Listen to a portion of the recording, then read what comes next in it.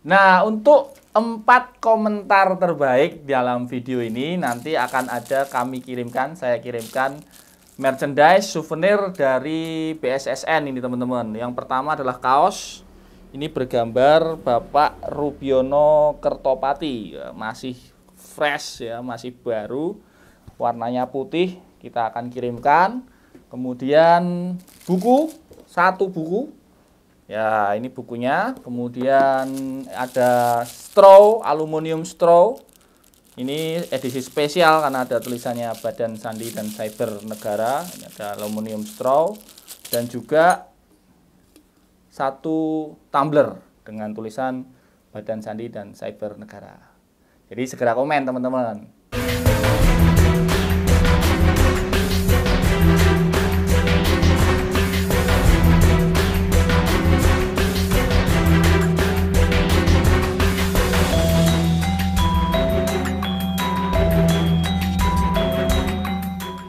Assalamualaikum warahmatullahi wabarakatuh. Sugeng enjang pinaringan berkah.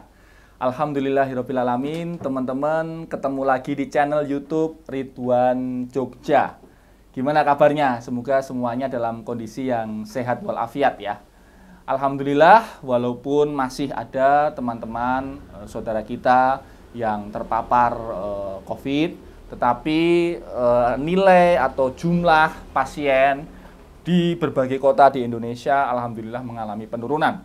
Meski begitu teman-teman, mohon tetap jaga protokol kesehatan. Jangan sampai kemudian kita lengah seolah-olah pandemi sudah berakhir, kemudian kita dengan mengabaikan protokol kesehatan.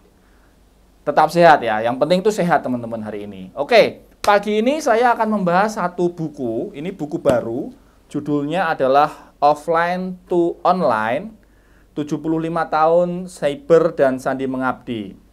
Ini adalah buku yang dibuat khusus memperingati 75 tahun persandian di Indonesia, yang sekarang namanya adalah Badan Siber dan Sandi Negara atau disingkat BSSN. Nah, Badan Cyber dan Sandi Negara hari ini dipimpin oleh Letnan Jenderal Purnawirawan Hinsa Siburian, yang beliau sebelum menjabat sebagai Kepala BSSN pernah menjadi Wakil Kepala Staf Angkatan Darat. Beberapa waktu yang lalu saya pernah membahas tentang buku Charlie ya. Buku Charlie mungkin masih ingat. Buku Charlie itu tentang intelijen tempur Kopassus yang dibuat secara khusus di era Jenderal LB Murdani. Nah, saat itu Pak Hinsa sempat saya sebut sebagai bagian dari Angkatan Pertama Charlie. Jadi sekarang BSSN ini dipimpin oleh Pak Hinsa yang juga seorang Kopassus ya, dulu merintis karir di Kopassus dan juga seorang intelijen senior. Nah, buku ini teman-teman ditulis atas ide ya. Ini usulan atau ide awalnya itu dari Ibu Endang. Ibu Endang itu adalah istri Pak Hinsa yang kemudian diskusi dengan beliau dan akhirnya dibawa kepada satu perencanaan begitu ya oleh BSSN dan ditulis di sini oleh Pak Martin Luther Jari. Nah, beliau kan menulis di sini sebagai intronya, terima kasih atas penyusunan buah karya yang diantaranya oleh Ibu Dr. Endang Purwaningrum Siburian yang menjadi pendorong pertama agar ditulis buku ini ya. Jadi buku ini idenya dari Ibu Hinsa. Lalu kemudian diwujudkan oleh Pak Martin dan mewawancarai banyak sekali narasumber senior maupun yang masih bertugas tentang bagaimana sih 75 tahun persandian di Indonesia ini berjalan ya. Kalau teman-teman yang belum tahu tentang BSSN, ibaratnya gini deh.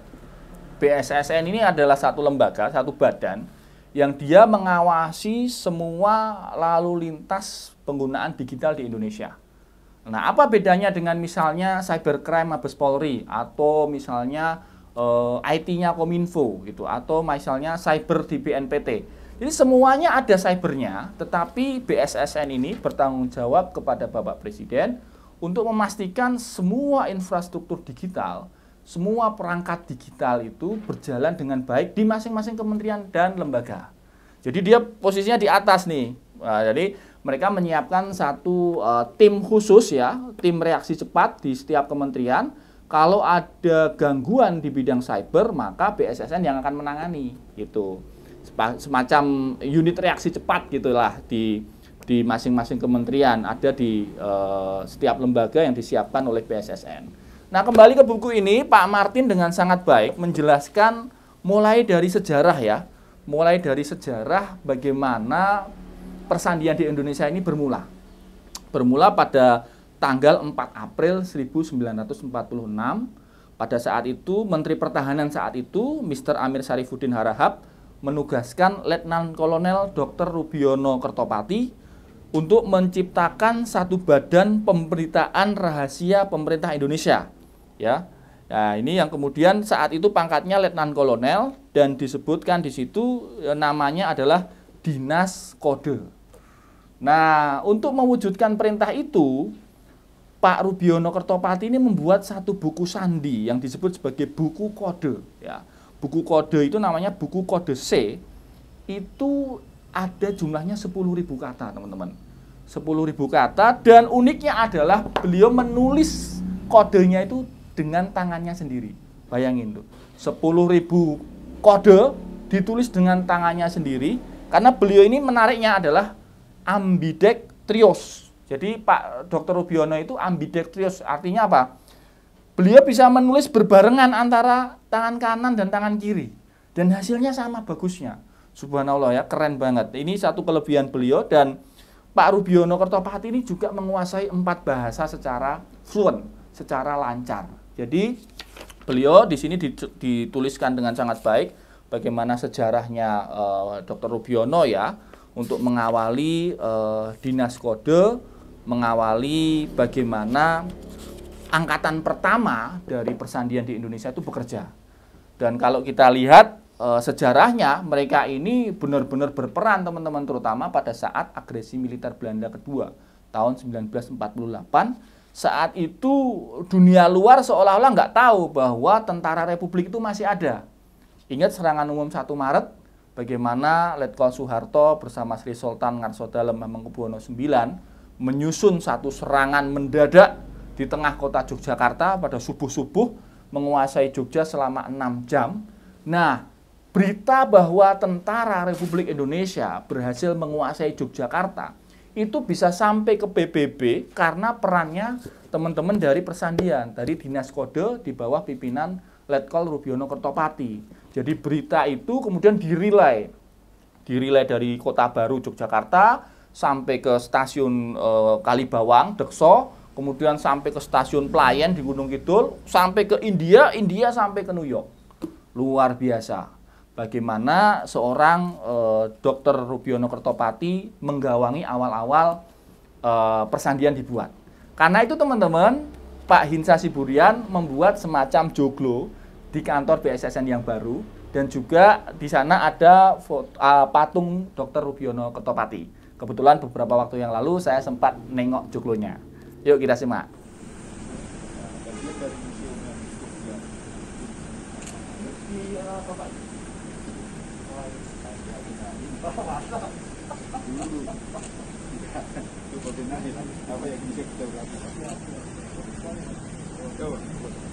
Tempat ini Mayor Jenderal TNI, ini dulunya Inil, kemudian masuk menjadi Tentara Nasional Indonesia. Beliau inilah menjadi Bapak Persandian Nasional. Beliau menjabat sejak tahun berdirinya ya unit SAN ketika itu di bawah Kementerian Pertahanan sampai dengan tahun 1984 sampai beliau meninggal. Beliau lama jadi juga sebagai tim kedokteran kepresidenan. Nah teman-teman, itu tadi penjelasan singkat ya tentang Pak Rubiono Kertopati. Kebetulan ada patung beliau di kantor BSSN. Tadi sempat dijelaskan Bapak Kepala, ketika kebetulan saya sempat audiensi dengan Bapak Kepala, diundang ke BSSN untuk ya diskusi soal buku ini ya. Dan sekali lagi teman-teman, buku ini sangat layak baca. Kenapa? Karena lengkap sekali periodisasi dari Pak Martin, menulisnya mulai dari masa pembentukan ya. Kemudian mulai kan Republik itu kemudian setelah diakui Belanda kan kemudian berjalan ya. Berjalan, kemudian di situ mulai dari ini ada mulai masa pusat persandian Indonesia, periode 1961, 1972. Nah, ini juga dijelaskan bagaimana awal-awal persandian itu, dulu namanya Lembaga Sandi Negara, Lemsanek, itu kemudian mulai merintis, mulai dari mesin-mesin yang mereka buat ya. Jadi, oh ya, saya lupa menjelaskan tadi di awal, BSSN tidak cuma mengawasi lalu lintas digital saja, lalu lintas cyber saja, tetapi juga memastikan persandian kita aman ya. Persandian itu gimana sih? Persandian itu misalnya gini, ada duta besar kita di luar negeri yang mau mengirim berita penting ke Jakarta. Nah, berita ini kan harus dilindungi dengan sandi. Supaya apa? Supaya nggak disadap orang dalam perjalanan berita. Misalnya nih, berita dari Afghanistan, ya, atas pertahanan Afghanistan mau kirim kabar ke Jakarta. Nah, kirim kabarnya ini harus disandi dulu. Disandi dulu dengan mekanisme yang canggih dari teman-teman persandian, yang kemudian aman. Kalaupun itu dicuri orang atau dihack gitu, nggak bisa dibaca gitu. Kalaupun bisa dibaca, sudah lewat beritanya, sudah nggak up to date gitu. Nah, itulah salah satu juga bagaimana persandian itu bertugas, BSSN juga bertugas mengawasi persandian kita. Nah, untuk menciptakan kader-kader muda sandiman, jadi namanya anggota BSSN itu namanya sandiman gitu ya. Jadi mereka ini intelijen tapi intelijen sandi, teman-teman. Bahkan dikisahkan dalam buku ini bagaimana dulu mereka ini menyamar sebagai warga biasa, memanjat pohon kelapa, masang receiver, masang perangkat gitu. Menyamar sebagai petani supaya nggak ketahuan Belanda. Bahkan dulu juga kertas kode itu dimakan gitu, dimakan. Jadi kalau ada pemeriksaan tuh, wah itu aman gitu, nggak kelihatan Belanda. Itu bagaimana sebegitu tangguhnya mereka mengamankan rahasia negara. Nah, saat ini untuk mencetak kader-kader muda, itu sekarang dibuat namanya Politeknik Cyber dan Sandi Negara. Nah, ini berada di Desa Putat, Ciseeng, Bogor. Ini di buku ini juga ada gambarnya ini, gambar Bumi Sanapati namanya. Bumi Sanapati ini bagaimana adik-adik muda alumni SMA terbaik seluruh Indonesia dididik di Politeknik Cyber dan Sandi Negara ini di sini. Jadi di sini juga diceritakan bagaimana proses seleksinya, kemudian bagaimana mereka dididik untuk istilahnya bertahan memegang teguh rahasia gitu loh. Rahasia negara itu sangat kuat dipegang teguh supaya kemudian tidak bocor di orang lain. Di buku ini, teman-teman, juga dijelaskan berbagai macam alat-alat persandian ya. Ini misalnya ini tadi joglonya ya, ini joglonya udah dijelaskan. Kemudian ini buku kode pertama yang ditulis oleh Pak Rubiono Kertopati. Ini ya, namanya buku kode kecil Janoko. Buku kode C. Wah, ini buku kode C. Ini buku kode B, ini buku kode C. Ini buku kode C yang ditulis tangan oleh Pak Rubiono Kertopati. Kemudian mesin sandinya, wah ini ada mesin sandi angkatan 60, nih mesin sandi angkatan 70. Bikin sendiri nih, bikin sendiri, insinyur-insinyur kita ini bikin sendiri, sehingga kemudian kualitasnya juga anti sadap, karena kan memakai algoritma Indonesia. Kalau kita pakai alat asing kan orang asing bisa punya antidotnya gitu. Jadi punya kuncinya, punya key-nya. Nah, teman-teman, buku ini sudah di-launching secara resmi di Yogyakarta beberapa hari yang lalu, dan bahkan juga pernah dibahas di acara namanya Ngopi, itu tayang di Kompas TV. Nah, buat teman-teman yang belum sempat nonton acara Ngopi di Kompas TV, kebetulan kita ada cuplikannya nih, ada cuplikannya, silahkan ditonton ulang ya. Pertanyaan yang sangat sering ditanyakan ya Pak Ridwan ya. Iya Mbak, jadi perkembangan ini artinya infrastruktur yang membangun ruang siber tersebut, kemudian di situ ada konten, ada aplikasi dan sebagainya. Jadi itu tugasnya biasanya adalah untuk mengamankannya. Jadi saya analogkan ya, kalau TNI itu kan mengamankan darat, laut dan udara, dia punya pasukan darat, laut dan udara, punya armada. Kalau BSSN mengamankan ruang siber, dia memiliki pasukan yang disebut komputer Incident Response Team yang ada di masing-masing lembaga atau yang memiliki sistem elektronik yang harus diamankan. Jadi kita lebih pada sebenarnya mengamankan ruang siber itu yang membangun ruang siber itu, infrastrukturnya itu juga yang harus kita amankan. Sehingga semua proses, apakah proses bisnis atau proses governance yang ada di ruang siber itu, aktivitas manusia di ruang siber itu berjalan dengan aman dan lancar. Tentunya tadi ada pertanyaan kepolisian, karena di ruang siber itu juga terjadi tindakan-tindakan kriminal, ya, kejahatan. Maka teman-teman dari Kepolisian Republik Indonesia, dari Kejaksaan juga ada kepentingan di sana. Demikian juga teman-teman dari Badan Nasional Penanggulangan Teroris. Ruang siber ini digunakan juga untuk merekrut, ya, merekrut personil untuk teroris dan juga untuk gitu ya, logistik. Ya, demikian juga Badan Nasional Narkotika. Dia di ruang siber juga terjadi transaksi yang harus mereka ikuti. Jadi memang hampir semua kehidupan yang nyata di dunia nyata itu hampir semuanya ada di ruang siber. Nah, negara memang harus hadir.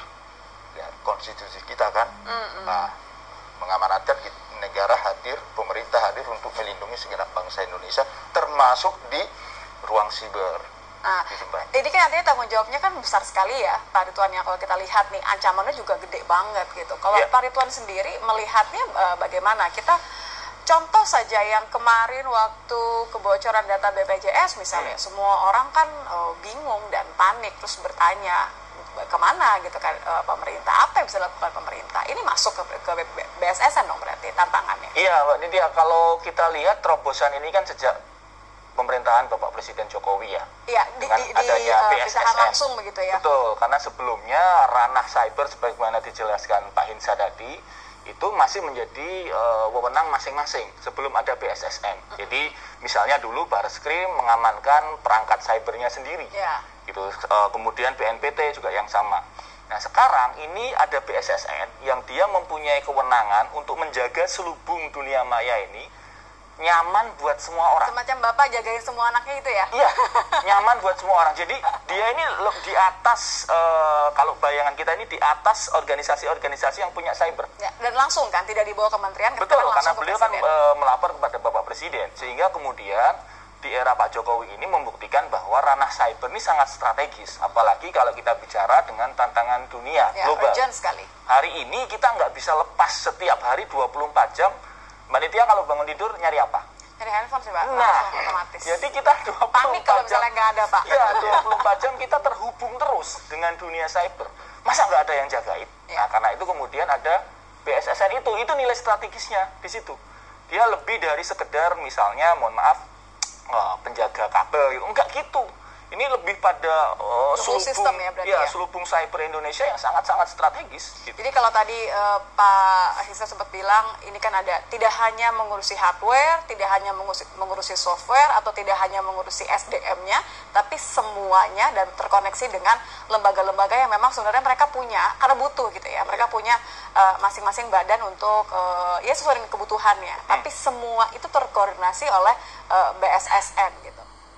Suasananya pertama dari tahun awal 1946, tanggal tepatnya 4 Januari terjadi perpindahan ibu kota negara dari Jakarta ke Yogyakarta. Mendahului perpindahan itu Kementerian Pertahanan sudah lebih dahulu ke Yogyakarta. Nah, terjadi konsolidasi pembentukan Tentara Keselamatan Rakyat dan perubahan menjadi Tentara Republik Indonesia. Nah, di sini peranan intelijen, khususnya pengamanan berita itu sangat penting. Pasti. Ada misalnya membuat laporan kritis tentang suatu situasi keadaan itu kan harus dinamis terus-menerus. Nah, untuk menjamin tugas itu, Menteri Pertahanan Amir Syarifuddin membentuk Dinas Kode dengan menunjuk Dr. Rubiono sebagai kepalanya. Membandingkan gitu tantangan yang dialami saat itu, teknologi yang dimiliki saat itu dengan apa yang terjadi dan dimiliki oleh kita sekarang. Bagaimana menurut Pak Rita? Kalau tantangannya tentu pada masa perintisan luar biasa ya. Kita tahu Sandiman itu mereka bahkan harus rela mengorbankan nyawanya Ya. demi informasi itu supaya tidak bocor ke musuh. Saat itu ingat, Apakah ini mungkin kenapa alasannya tadi dibilang yang mendokumentasikan justru malah pihak lain gitu kan? Karena Iya, betul. sangat rahasia tadi. ya, mereka tidak boleh diketahui sebagai petugas sandi, karena itu mungkin dalam beberapa kisah-kisah yang mungkin ditemukan juga Pak Martin, bagaimana ketika mereka di situ ada tentara Belanda, mereka terpaksa memakan kertas sandinya itu untuk mengamankan informasinya supaya tidak jatuh ke lawan. Iya. Dan memang resiko-resiko itu para pendahulu sandiman itu yang kemudian menurut saya relevan dengan pertanyaan Nitya, itu yang semangatnya yang kemudian harus dijiwai oleh adik-adik hari ini. Karena adik-adik hari ini yang di BSSN terutama kan sangat didukung dengan teknologi berkualitas tinggi ya, high feature. Sementara yang dulu itu ya sangat sederhana. Bahkan buku kode C yang pertama kali ditulis oleh Dr. Rubiono itu hanya sebuah buku yang beliau tulis sendiri. Semua kode rahasia ditulis dalam buku itu dan diamankan dengan nyawa. Nah, yang sekarang mestinya filosofinya itu tetap. Ya, semangatnya gitu ya. Semangatnya tetap. Jadi mengamankan rahasia negara bahkan dengan nyawa. Walaupun kemudian sekarang kita bisa simpen data tuh pakai micro USB yang kecil banget itu. Sudah nggak lagi dimakan kertasnya gitu kan.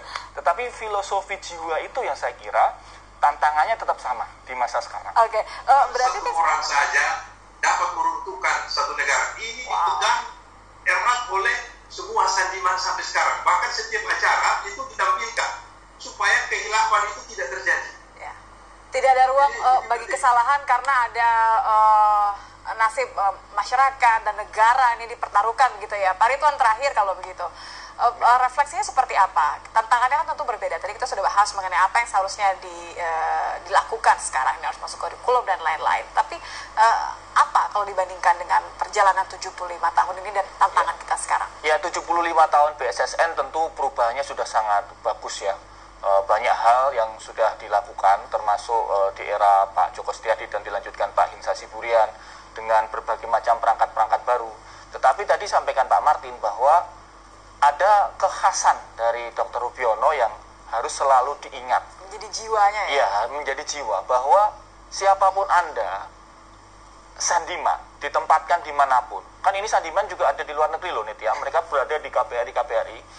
Sekecil apapun perannya, apakah itu pegawai negeri biasa, ataukah dia menjadi pimpinan, satu orang khilaf itu bisa membahayakan satu negara.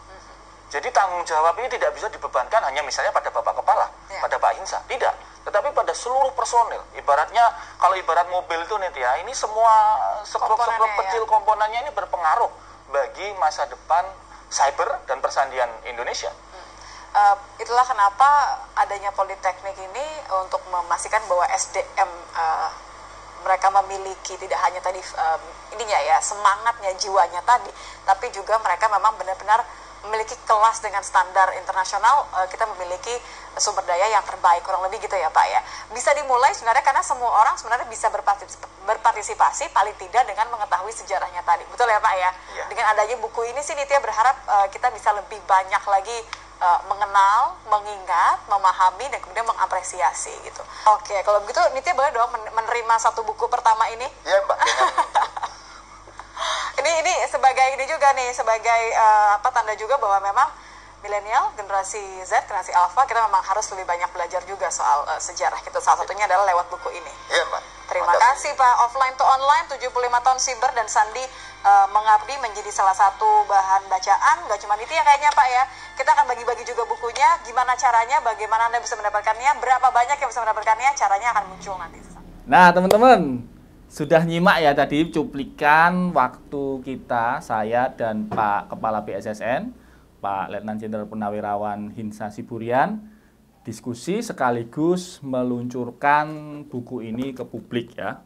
From Offline to Online, 75 tahun cyber dan sandi mengabdi.